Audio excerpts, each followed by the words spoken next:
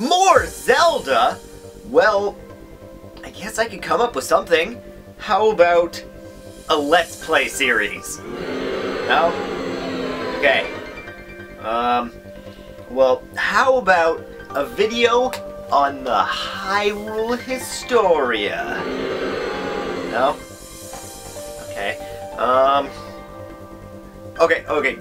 Get this. How about my top 5 favorite Zelda bosses of all time? Awesome. Good. I know what the people want, because I'm sexy as fuck. I like big books and I cannot lie. You other brothers can't deny. And when a girl walks in with an itty bitty waist and a round thing in your face, you get sprung. Alrighty, so this top 5 will consist of my 5 most favorite Zelda bosses from any Zelda game. And I have ranked them according to how fun they are to fight, how beautiful and sexy they are, and well, just my own personal experience with the bosses. So, this list is going to be a lot different than yours. So, deal with it. P.S. There's gonna be some spoilers.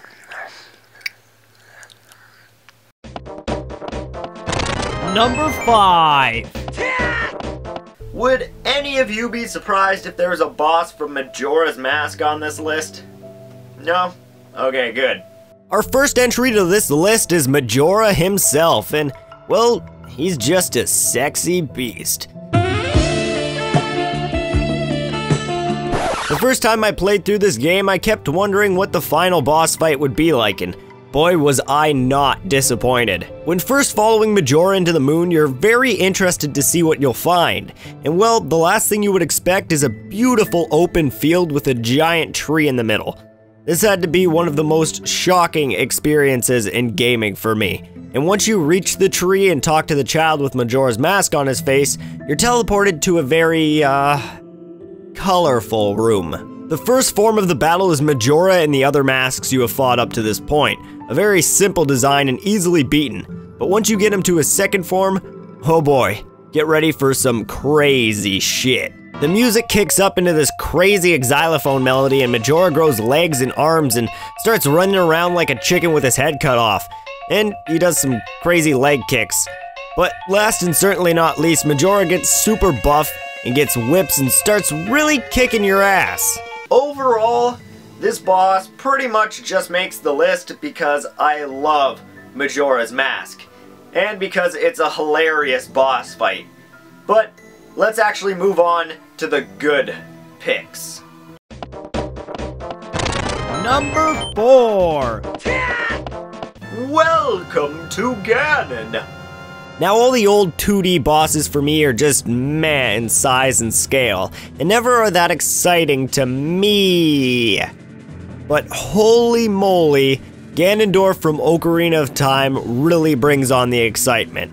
After disabling all of the crazy hazy lazies, you're allowed to enter Ganondorf's inner tower. And as you climb this tower, you will slowly hear the demonic organ creepily getting louder and louder and louder. Until BAM! Ganon playing an organ. What a pimp. But that doesn't last long because he says some shit and then we're in for an epic battle. The music is intense and the fight itself is a replica of the Forest Temple boss, so you know exactly how to take on this fight, and you're ready for all that he has to give, except for a few new moves he's ready to throw your way. And in the end, he falls to the floor, coughs up some blood, and his last breath destroys his tower and hopes to kill you in it. This sequence brings some tense action as you wait for Zelda to open doors. Hurry up, bitch! And with her getting caught and you having to save her. Oh, for fuck's sakes! All of these issues added with a timer will keep you on the edge of your seat till you finally reach the exit of the castle and the horror is over. And that is the fight with Ganondorf. A great accomplishment of amazing— what was that sound?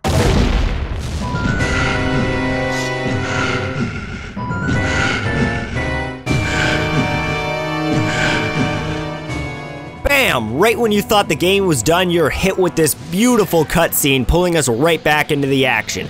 But we aren't fighting Ganondorf anymore. No, The power of the Triforce has transformed him into a massive monster of epic proportions, scaling over Link and leaving you without your Master Sword and having to defend yourself with whatever items you can. And though the scale of Ganon may be impressive in Ocarina of Time, he was actually supposed to be a giant monster that you would have had to have climbed to kill, like the Colossi from Shadow of the Colossus.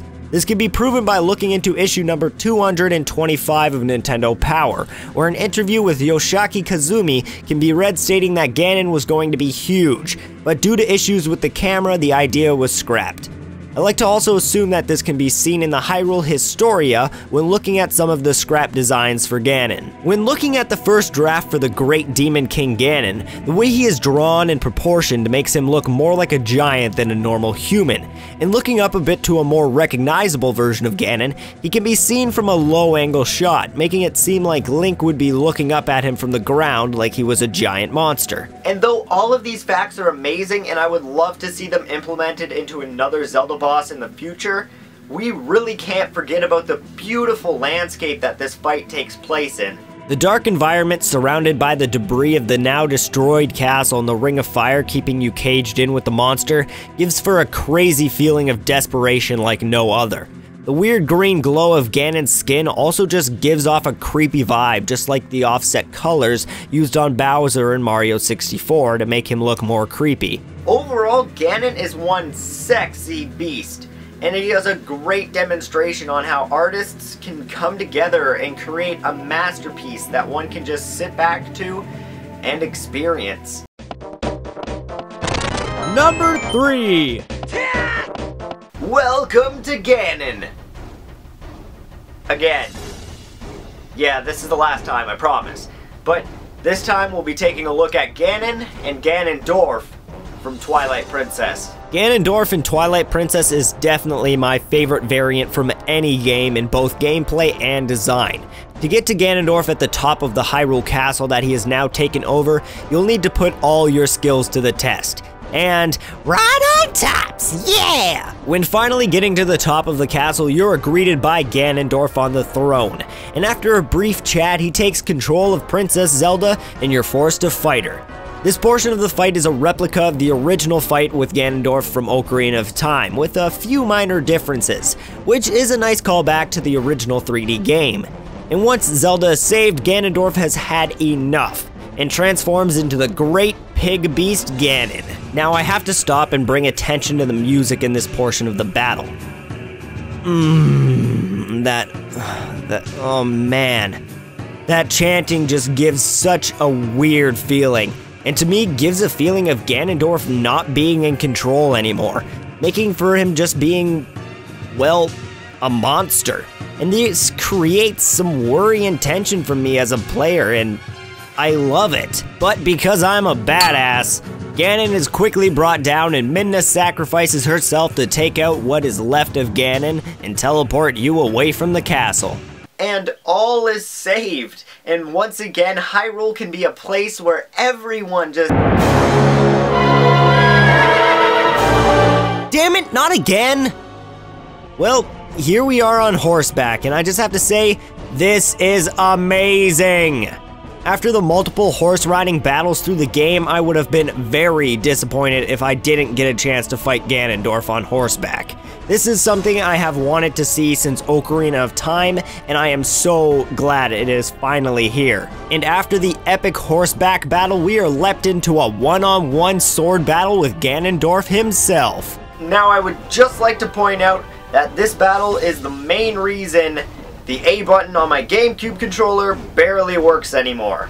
I have replayed this battle just for this moment, over and over and over. It is just so much fun. Heading face to face with the biggest villain in the Zelda franchise could never be more exciting. Jumping in and landing your sword blow, smashing A to try to push Ganondorf back and then slashing him to pieces. And I would just like to mention that in the end, he dies standing up. Yeah, he doesn't fall down, he just stands there with the sword stabbed through his chest. No censorship at all. Number 2. I've already stated how much I love Skyward Sword, And this next boss is pretty much the embodiment of that love. I'm obviously talking about Koloktos.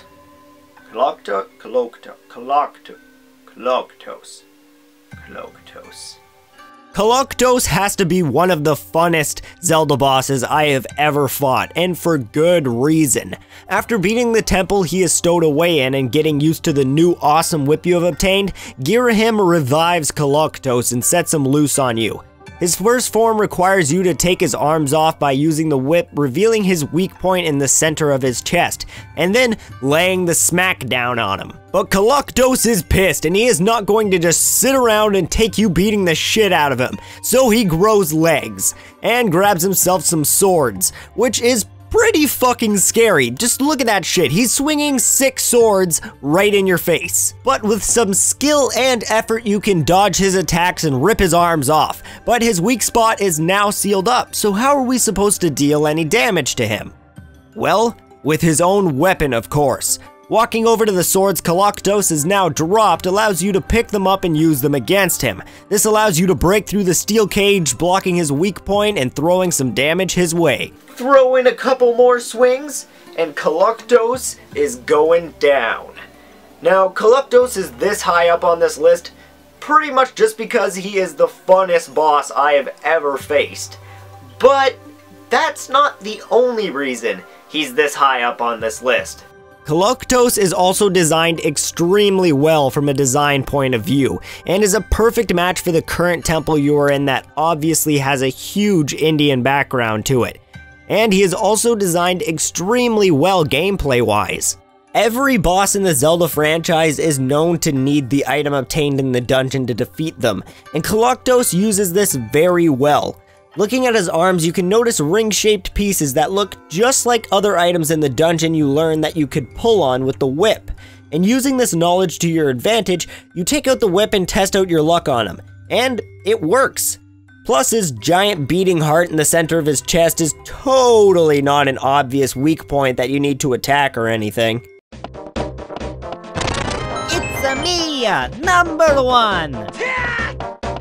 I know this pick is my pick. I do not know a single person, acquaintance, or friend who would put this on their list. Never mind putting this person on the top of their list. The person I'm talking about is the one who started it all. Demise.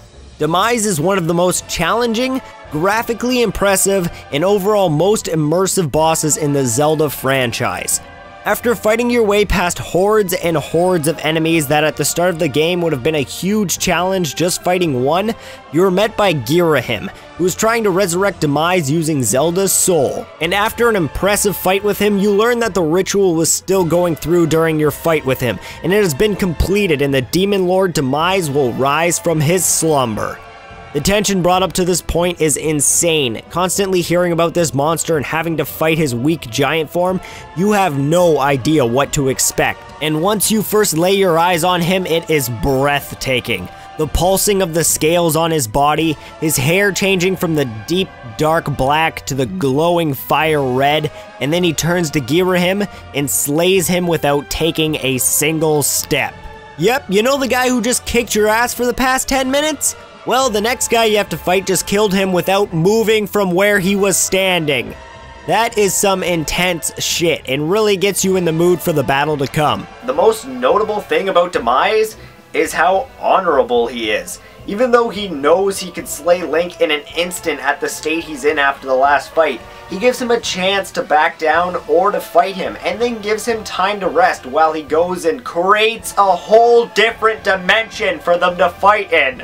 And I just have to say, this dimension you fight in is beautiful. The water reflecting you and Demise in the bright sky, it just looks great. It has to be the best place for a final boss fight, and I love it. But that's not the end of it. The conversation they have on how much Demise hates the gods and what he will do to you, your family, and everything you know and love if you lose, really gets you pumped up. And as the fight begins, the clouds instantaneously turn gray, and everything gets intense. The fight is a hard one that takes good aim and precision timing, and after enough blows are landed, Demise falls to the ground. But it's not long before he's back up on his feet, and now you know shit is real, as the sky gets more blue and the lightning and thunder starts to fill the sky. And this is where the game sneaks you a little trick without you knowing. Demise holds his sword straight up just like you would for a skyward strike, and a bolt of lightning hits his blade, electrifying it. And if you miss this tip, it is still 100% possible to beat him, but it gets a lot harder. But if you notice it and you raise your sword right at the perfect time, you'll also gain the power of electricity, allowing you to release a powerful attack on Demise and leaving him open for some swipes of your sword. And as the battle comes closer and closer to a close, you try to land the finishing blow, and Demise seems to slip away closer and closer to his death, till you finally land that killing blow, and it is the most satisfying thing ever. Demise is my favorite Zelda boss of all time. And if you guys disagree, well, you can just post what your favorites are in the comments below, because I would love to hear what you guys like, because there are so many Zelda bosses to talk about. And don't forget to like, share, and subscribe, because I got 1 or 2 more Zelda videos to post this month, and I hope you guys look forward to them. I love you all in the hearts.